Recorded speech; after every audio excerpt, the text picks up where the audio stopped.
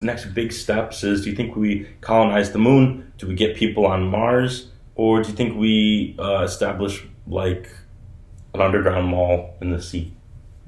What do you think, bro? I do think that's a good point because I don't think that the Whole lot sea of unexplored. gets enough credit. Yeah. I think I read somewhere that 5% of the ocean's been discovered or explored. I cannot imagine what is under there. Right.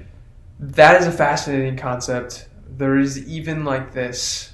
I could be totally putting this on, extrapolating this, but I was watching this video. There's like this submarine, and it's in the Gulf of Mexico, and it's dropping down. It's going down, deeper, deeper, deeper, and then there's all of a sudden like this layer that you can see in the water, and it's like this cloudy, I don't even know. And then they go down through the clouds. Really? And it's just this whole nother world.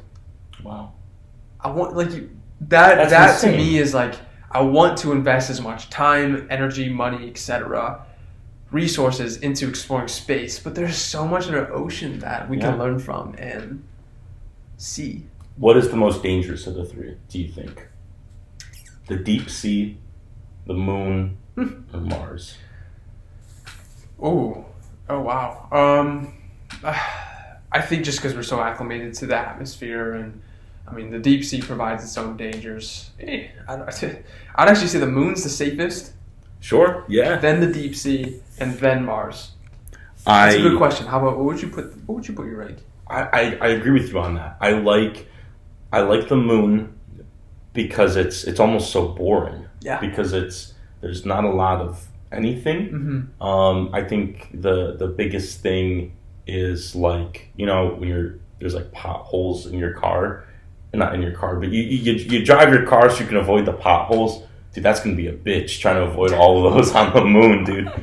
So that'll be very interesting. They're broke up there on the moon, bro. Right. They don't got the kind of the taxes in the moon are just whack. Oh no, my Rolls Royce just hit a pothole on the moon. Rolls Royce. My moon rover. My moon rover. Yeah. I think the deep sea is second. If you hit an earthquake down there, you are absolutely screwed. Yeah. And there's certain earthquakes that the earth will feel down there that we won't even feel here on the surface. Yeah. Because even just slight shifts cause little quakes. So that I think is a massive danger. But I'm sure, given modern day science and stuff, they can find the best spot to implement an underground, mall or underwater city. The thing is, like, if you build a city underwater, you don't have to worry about flooding because, so that's cool. Mm-hmm. But I also think of like the Kenobi show, right? There's glass, and then somebody puts a lightsaber through the glass. You're done. The whole base gets wiped out. Right. So I feel like that's really dangerous. We're not even talking about the sea creatures because odds are you won't be swimming around. But then Mars is just it's the one that we know the least about. Yeah. But I do wonder, like, either A, it's because it's that hard that we haven't built a city underwater, or because it's that dangerous. Yeah. I mean, we have so much land that probably at this point it may not make sense to go underwater. But I mean, climate change or not, global warming or not, the sea level is rising. So I don't know why, but it is rising, and maybe we're just forced. We might be forced to, and I don't see an issue. This is something I was thinking about when you were talking with our minute knowledge on Mars. I'm curious to see what percentage of Mars has all of the rovers over the last 20, 30 years with their explorations. What percentage of Mars have we been able to extract data and pictures and videos? Obviously now with that little helicopter drone thing, which has been fascinating. Heck yeah. There probably could come a time where we have explored Mars at a higher percentage than even our ocean. Which is crazy to think about. Regardless, all three of those elements are dangerous. We are out of our element in all of those situations. We're not made for that. Sure. We're weak. We're susceptible. But that's the cool thing about humans is our intellect. Yeah. It's very cool. Our curiosity. I would say for us, I would like to see a big base on the moon. That'd be cool. I think they've talked about it and theorized that the moon could be a base, a pit stop, if you will, to Mars. Yes. So you fly to the moon, you refuel, you get your food, whatever, and then you take off to Mars. That'd be really cool. Yeah. What are your thoughts? Yeah, I think whether it be Star Wars or just other fiction, the moons, except for like the forest moon of Endor, is like the only one I can think of. And then in this case, if we are talking Kenobi, Fortress Inquisitorius is the moon of Mustafar. So except for those two planets, not that Star Wars is anything to go off of, but it's always been kind of portrayed as not a planet, but like a fueling station, a pit stop, a point A to point B, the middleman between planets. So I really do like that concept a lot. I do know that Artemis, that there is not just a launch of going back up to the moon, but there's been lots of artwork and even like I think it was Industrial Lights and Magic. They put out like a CGI model scale of what the moon base is supposed to look like and everything. Awesome.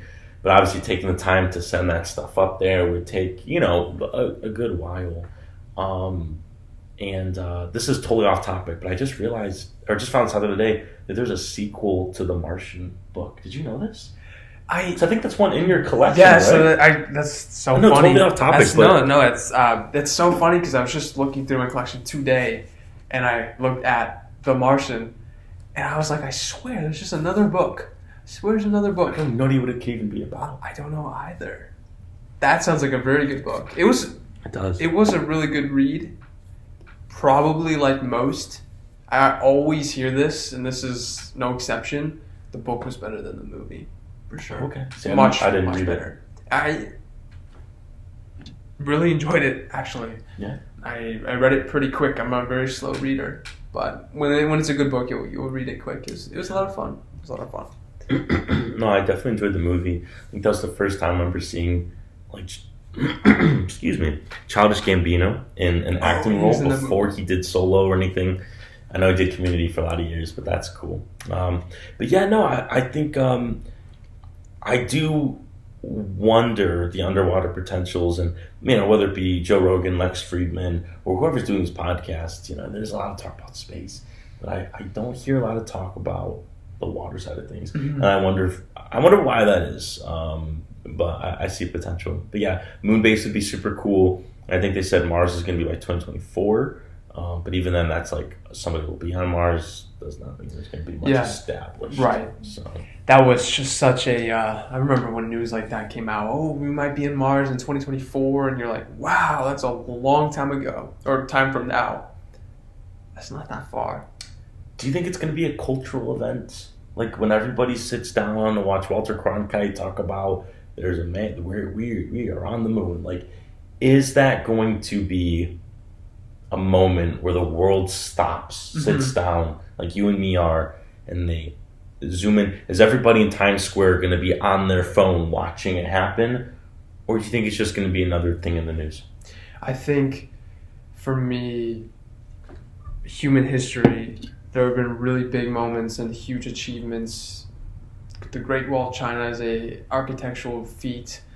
How the Romans expanded and even built their aqueducts way back when. Yeah. The technology and the intellect that they had is phenomenal. The pyramids, the Great Pyramids, those are huge events and accomplishments in human history, and right up there with them, if not the greatest the greatest accomplishment of all is us going up to the moon, and that is definitely a period in time. I don't ever wish to be born in the 50s and grow up in the 60s.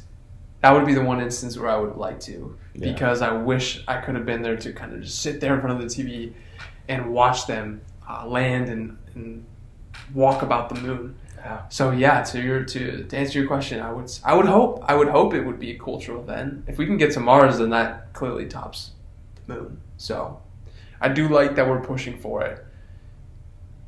I hear the argument with people and I'm sure you've heard about this, people are like, well, we should worry about the issues here. Yeah, put the funding here and whatnot. But, it's always about setting up that contingency plan that if things here, for whatever reason, did go south, you look elsewhere for resources and whatnot. The reality is, what kind of resources are on a desolate, dry planet. And what's the point? But I think, so Elon Musk said this, and I just thought it was so cool. He's like, for us to get to Mars, we would become an interplanetary species. That's cool. That sounds cool. Yeah. That sounds very cool. It's like the people that buy like a plot of land in Ireland just to have the title of Lord. Yeah. It's just one of those things.